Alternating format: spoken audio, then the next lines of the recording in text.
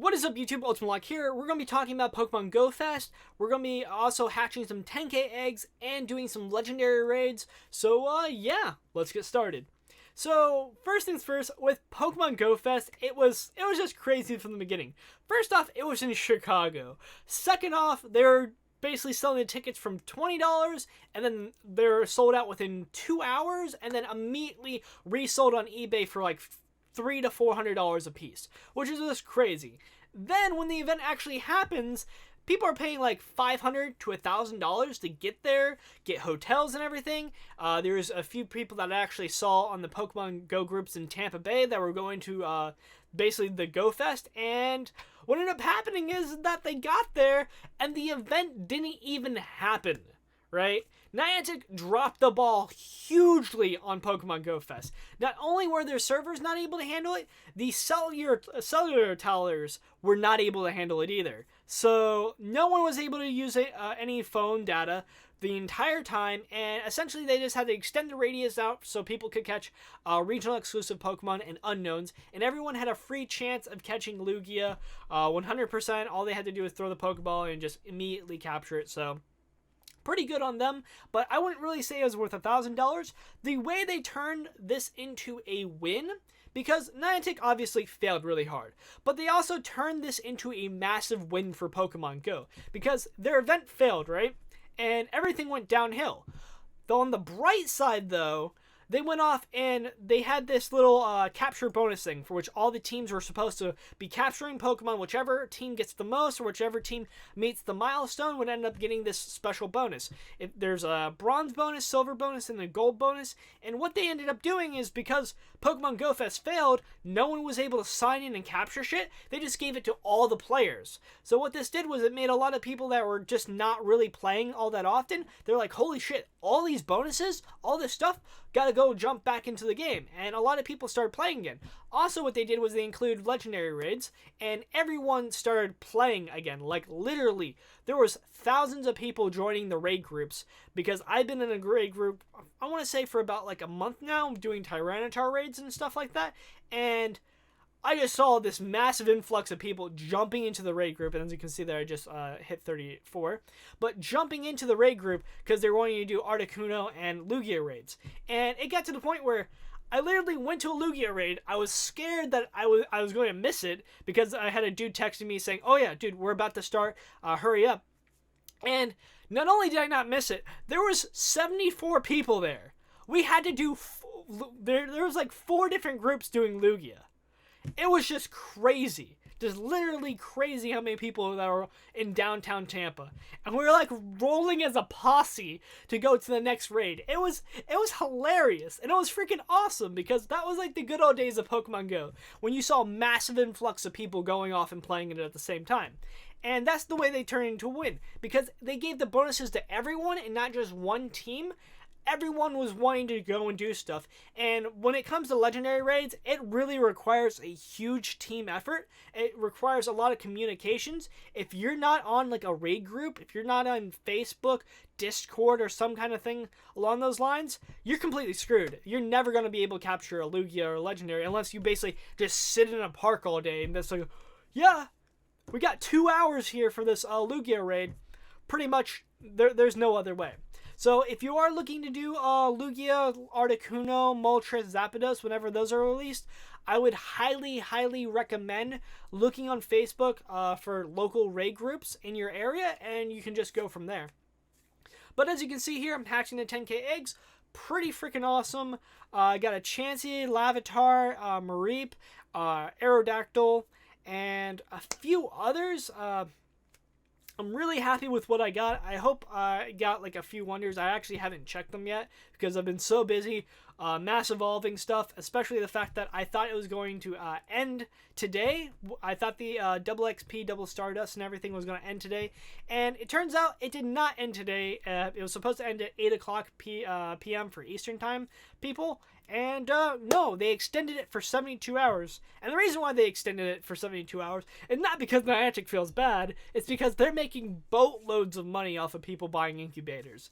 When distance is cut in third, people are gonna start buying incubators. 2K eggs are 0.7, 5K eggs are 1.7, and 10K eggs are 3.3.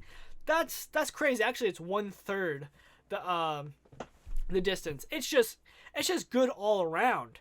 So yeah. So let's jump into the legendary raids. I have 3 Lugias right here, and let's see how many we capture.